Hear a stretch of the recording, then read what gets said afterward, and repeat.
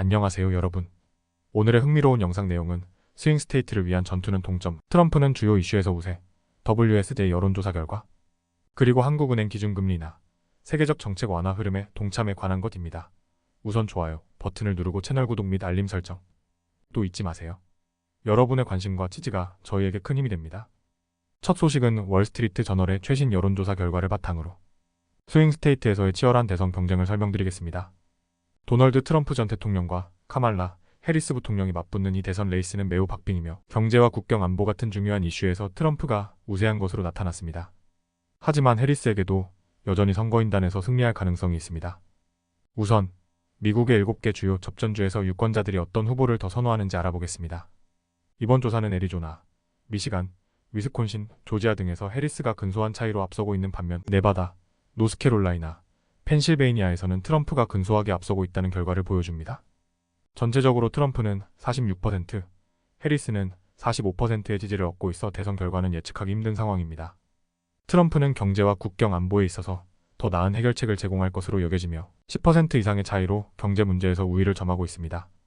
특히 국경 안보와 이민 문제에서는 16%포인트 차이로 유권자들이 트럼프를 더 신뢰하고 있습니다. 하지만 해리스는 의료와 주택 문제에서 조금 더 나은 평가를 받고 있으며 유권자들에게 당신과 같은 사람들을 걱정한다는 인상을 주는데 더 성공적인 것으로 나타났습니다. 이번 대선에서 주목할 점은 독립유권자들과 제3당 후보들의 영향입니다. 독립유권자들은 해리스와 트럼프에게 각각 40%와 39%의 지지를 보내고 있어 이들의 선택이 승패를 좌우할 수 있습니다. 또한 낙태 문제에 있어서 해리스가 트럼프보다 16%포인트 더 높은 지지를 얻고 있으며 이는 민주당에게 유리한 요소로 작용할 수 있습니다. 하지만 유권자들은 트럼프의 리더십 스타일에 대해 의구심을 품고 있으며 그의 공격적인 수사와 개인적 스타일이 불안감을 주는 것으로 나타났습니다. 이번 대선에서 아직 후보를 결정하지 않은 유권자들이 대선 결과에 중요한 역할을 할 것이며 이들이 어떤 결정을 내리느냐에 따라 결과가 달라질 수 있습니다. 다음 소식은 월스트리트 저널의 최신 기사에서 다룬 한국은행의 기준금리 인하 소식을 전해드리려고 합니다. 이번 금리 인하는 한국 경제와 세계 경제에 어떤 영향을 미칠지 함께 살펴보겠습니다. 먼저 한국은행은 4년 만에 처음으로 기준금리를 인하했습니다. 금리를 3.50%에서 0.25%포인트 낮춘 3.25%로 조정한 건데요. 이는 글로벌 주요 국가들이 통화 정책을 완화하는 흐름에 동참한 결과입니다. 이번 금리 인하는 물가 상승률 둔화와 경제 성장 약화, 그리고 가계부채 문제를 해결하기 위한 결정으로 볼 수 있습니다. 이번 결정에서 중요한 점은 한국은행 내부에서도 의견이 엇갈렸다는 사실입니다.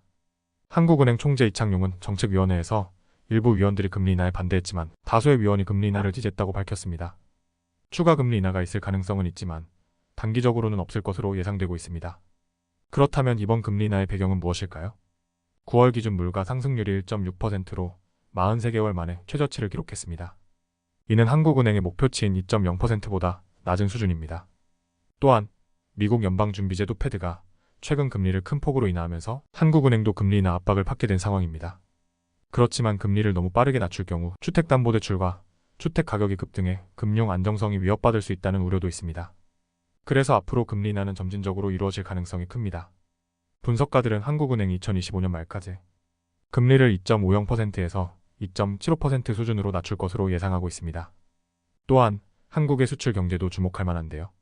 한국의 반도체, 자동차, 선박 등 주요 수출 품목에 대한 수요는 여전히 강세를 보이고 있지만 최근 수출 성장률이 둔화되고 있습니다. 특히 반도체 가격 하락이 예상되면서 수출 성장이 주춤할 가능성이 있다는 분석도 나오고 있습니다. 한국은행은 2024년 국내 총생산 GDP 성장률을 2.4%, 인플레이션을 2.5%로 예상하고 있으며 2025년에는 성장률과 물가 상승률이 모두 2.1%로 둔화될 것으로 전망하고 있습니다. 오늘은 여기까지입니다. 다음 영상에서 더 유익하고 흥미로운 내용으로 찾아뵙겠습니다. 이 영상은 투자 의견이 아닙니다. 매우 고맙습니다.